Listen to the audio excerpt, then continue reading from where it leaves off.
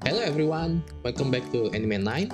Today in Beyond the Controller, I want to talk about a game that has plagued my backlog for a while and I recently managed to beat it after years living in my backlog. The game that I'm talking about is Rune Factory 4 Special Edition. I have a love and hate with this game. Before I start, once again, this is not a review, but more of me talking personally of my experience of the game and what I like and I dislike from the game. This video will contain spoilers for the game, so this is your spoiler warning.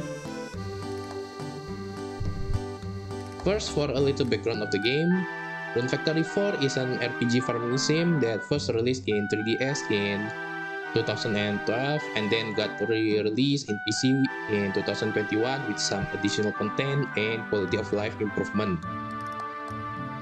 The game is essentially divided into two parts, which is your farming sections like classic Harvest Moon, where you grow your farm, groom animal, and talk with NPC villagers. The second part is an RPG action adventure where you can explore the world and fight enemies. So you can change your pacing in the game. Either you want to explore the world and continue the story or take it slow and do farming.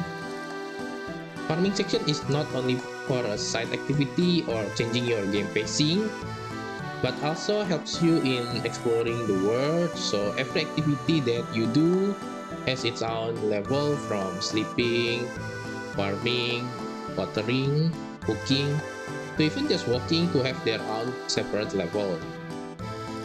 Each level will grant you an additional maximum RP or this game version of MP and an increase of corresponding status. So, walking will increase your HP, sleeping will increase your immunity from sleep attack, farming will increase your attack, and so on. This makes every activity you do have its own impact and does not feel like a waste. While exploring, you can also bring a town NPC or tame animal to the overworld to help you clearing dungeon, and you can also pick different kind of weapon type like an axe, sword, glove, spear, and staff that each have their own level, skill set, and attack that you can use depend on your playstyle. The special edition includes a side story and newlywed mode, which both act as a mini story for each marriage candidate. They are pretty short and didn't impact the main story or lore. More of a cute fan service to see more of your favorite character. For gameplay, the control was mostly fine. It was like an early 3DS or late 2DS era game with some menu scrolling. The control is pretty simple since it was designed for 3DS, where it only have 4 face button and 2 shoulder button. So you can just pick it up and 30 seconds later already know all the control. With movement, that feels precise and responsive to the direction of the joysticks, which helps farming and dungeon movement. Except for the dashing. So if you press the L button, the player character will do a tiny dash that barely does anything.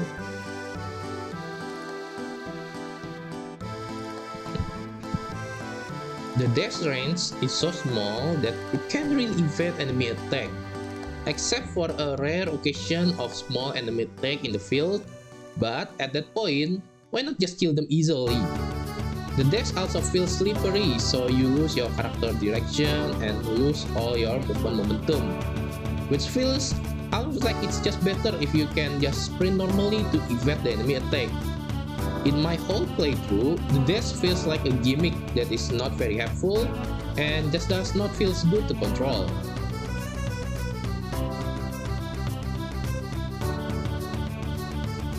The farming section is good at the start. So, farming has the classic mechanic where you buy seed, build the land, spread the seed, water it every day, and in a couple days, you harvest veggies to sell or cook. The game does add the newer modern twist where products have level or rarity quality, so higher rarity will fetch more money or have stronger effect. Except you don't really need to think about it and can ignore the whole mechanic of modern farming sim unless you want to min-max. In my whole playthrough, I never feel I need to be concerned about the product quality except for a very specific side quest. I honestly just forget about it until mid of the game, where I'm forced to do a quest that requires a specific quality, and the basic quality always gets the jobs done. And the whole classic farming mechanic also feels broken and not very fun after a while. It's not that the farming mechanic is boring or repetitive, it is farming game after all, so you're gonna do the same thing a lot. It just feels so empty. Usually in other farming game, you change crops every month or try to min-max which one is the best to make money. But in this game, you can just flood the market with the cheapest plant and they all can grow in any season. So it kinda feels empty.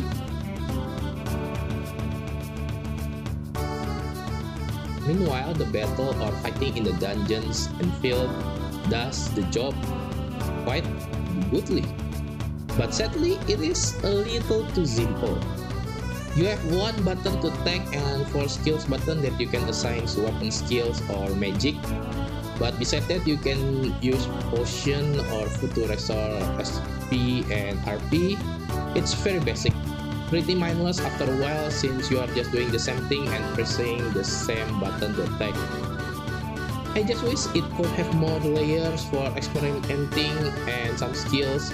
It's not really balanced well, resulting in them become very overpowered. The music score is also a bit all over the place. They are not very memorable, and honestly, I can only remember the game opening because it's the only memorable music, but it does feels fitting. They feels generic and nothing really stands out for the game music, but the placement and how they use the music just fits perfectly. The way a melody enters a dialogue and how it flows with the conversation feels very natural. The music in this game is proof of the importance of it's not about the resource that you have, but how you utilize the resource. Alright, the gameplay might not be the best, but what about the story? Since this game is an RPG farming sim, surely the story is pretty good, right? Well, kinda. Sadly, the story also suffers the same fate as the gameplay. It is fun, until it does not. For the main story, it's split into 3 arcs, with no deadline so we can play at our own pace. The first act is about the main character who got amnesia while delivering a runestone and mistakenly by Fenty, the Wind Dragon, as a prince. So some stuff happen and Fenty is dying and we have to find 4 runestones to save Fenty. The story is easy to understand, fun, but with a sense of urgency. It is perfect for an RPG farming sim, and this is where the story should have ended. But no, the story continues in Arc 2, where another empire comes and attacks the city to steal the runestones. So Fenty is dying again, and we must retake the runestones. There's a little character development and moments that feels nice in this arc, but honestly the story in this arc has way more dungeon than story. In previous arc, we have the story continue after every main story dungeon. But for this one, it's just the city under attack and then we fight the emperor that has dialogue, and the rest is just world and dungeon exploration.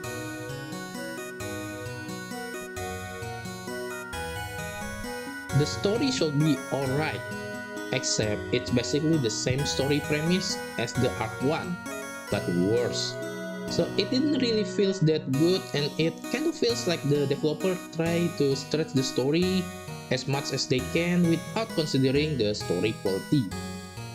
The only good part of this arc is at the end where Fenty dies, because that scene is kinda surprising since she sacrificed herself to make sure the Empire will not misuse the runestone for evil.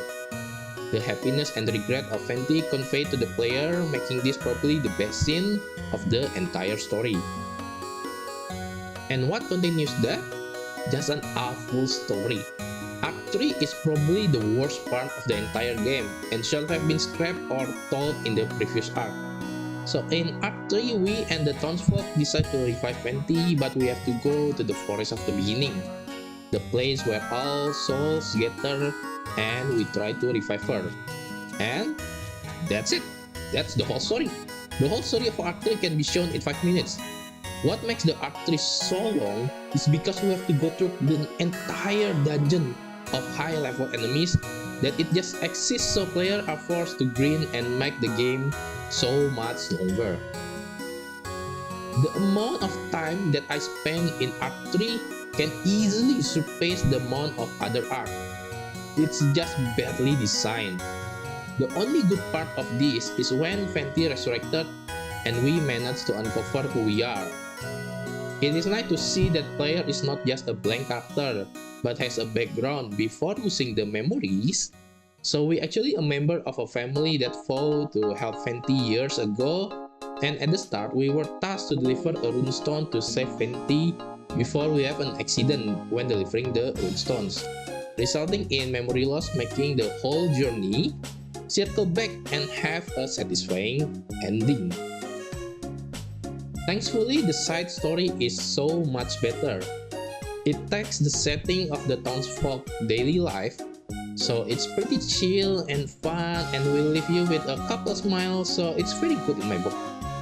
It does sometimes can take a couple days due to the game weird scheduling conflict of the NPC, because all the required NPC needs to be together for the cutscene to start. But since this is a farming game, it is not a big problem. So far, I've talked about the ups and downs of the story. While it does have a good moment, it's overall just okay, but I haven't talked about the worst part of the story, for both of the main story and the side story. What I want to talk about is the randomness of event in this game. So the start of the event in this game is entirely random. You can have it start the next day or even a year later. It's all random. And it is very frustrating, especially if you want to continue the main story or read a specific part of the side story. You just can't.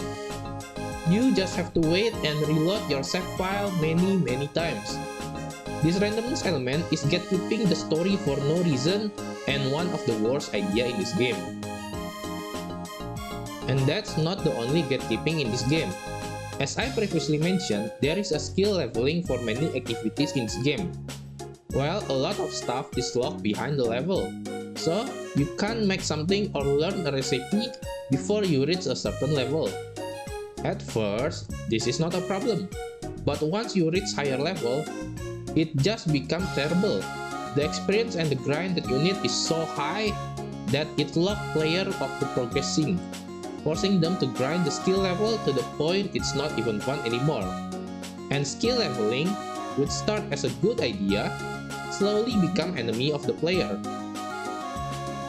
Another idea that started out good but ended up bad is the side quest mechanic. So, every day you can go to the town board and get a side quest, which you can only take once a day, and often the side quest is vague and takes many days, and many of the stuff in the store is locked behind the side quest.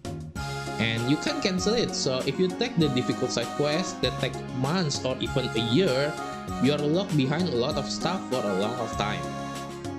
The side quest price is honestly not bad, but the implementation is just bad.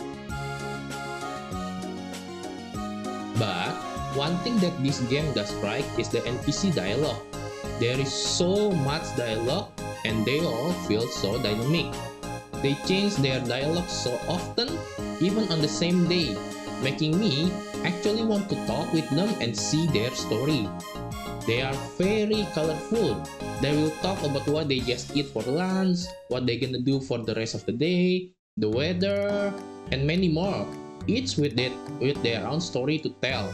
Even the fastest NPC who has no name and created just to fill the city, so the city did not feel empty, has multiple dialogue.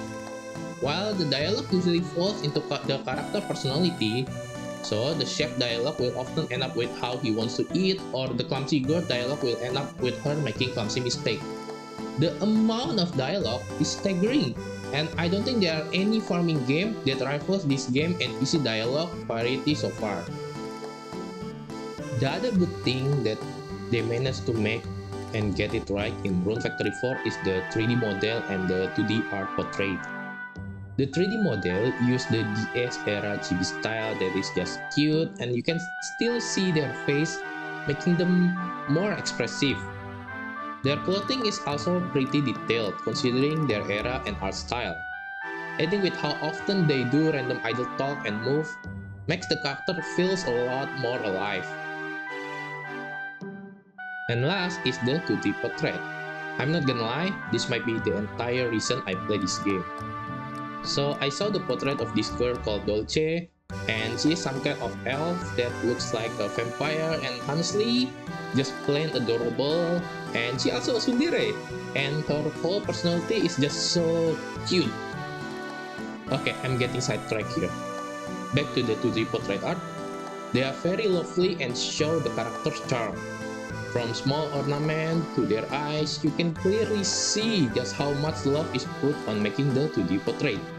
From the clothing and many facial expressions from the character, it truly brings the whole character alive. And for the special edition, there is the side story and newlywed mode. This honestly is a bit of a letdown since I was expecting it to be longer, but basically the side story is just a small visual novel of the marriage candidate that lasts around 10 minutes. They are adorable and give a little closure to some of the character arcs. And the newlywed mode is basically the same, but you have a little gameplay of when you just married to the marriage candidate. And this lasts around 40 minutes for each character. There's not much stuff in the content besides you and the marriage candidate being lovey-dovey. My only problem is that you need to finish Act 3 and grind really a lot of the point to unlock all the newlywed mods for all the characters, which takes a long time. While this 2 new content is nice, I don't feel like it's worth to play the whole game again just to see the new content.